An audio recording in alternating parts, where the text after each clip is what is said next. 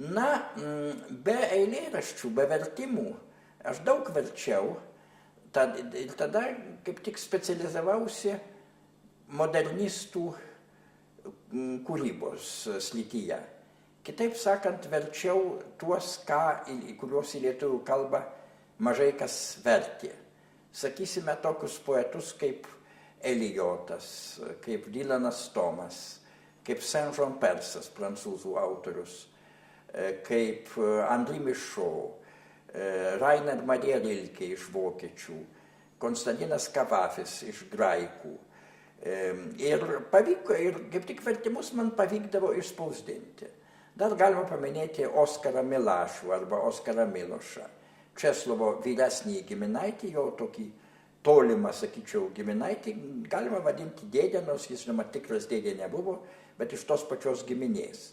Jis buvo per tarpukario laikotarpiu dirbo nepriklausomos Lietuvos pasiuntinybėje kaip konsultantas.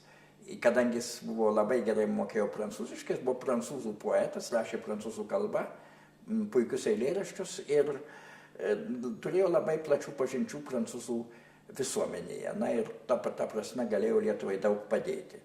Česlovas jį pažinojo, pasilankydavosi ir laikė jį vis lygi gyvenimo pabaigos, laikė Oskarą savo mokytoju.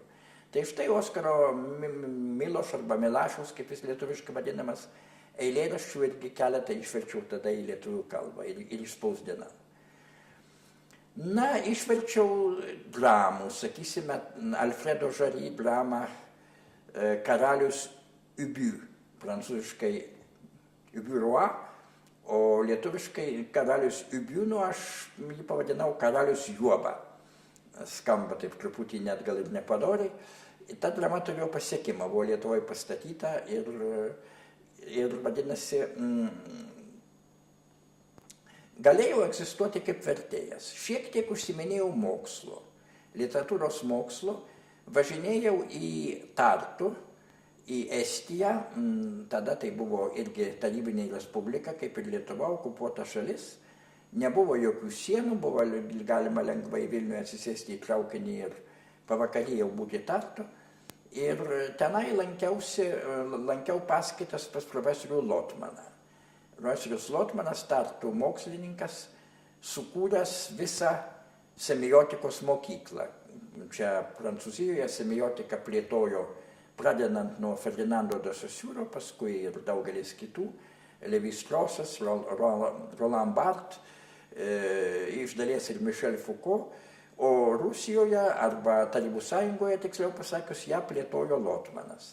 Mane tas labai domino, aš pasilankiausi, klausiau jo paskaitų, su juo bendravau nemažai ir netgi norėjau pasirašyti disertaciją. Bet buvo aišku, kad aš jos neparašysiu, kadangi reikėjo laikyti iš pradžių marksizmo egzaminą.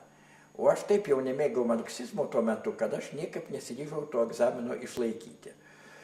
Man tai buvo labai, taip sakant, svetima.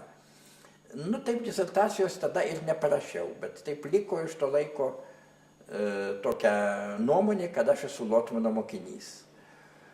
Na, Lotmano irgi nebėra dėja gyvo, atsimenu jį, jo laidotuvėse dalyvavo net Estijos prezidentas, specialiai atvyko į Tartu, taip sakant, ir pasakė per laidotuvės, kad aš laikau savo didelę garbę, kad Lotmanas gyveno šalyje, kurios prezidentas aš esu.